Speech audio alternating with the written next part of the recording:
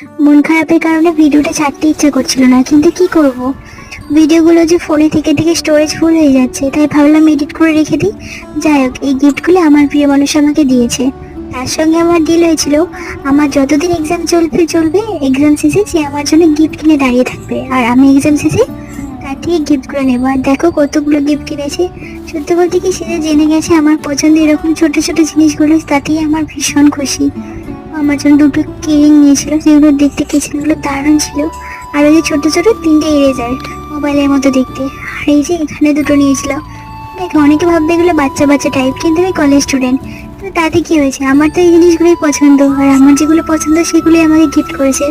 তার জন্য আমার খুব ভালো লাগছে। আর যে দুটো সিজার, তার থেকে মজার বিষয়, আমার 3 দিন এক্সাম চলেছিল, দুটো দুটো করে এক্সাম ছিল, আর আমার জন্য 3 দিনই গিফট নিয়ে দাঁড়িয়েছিল।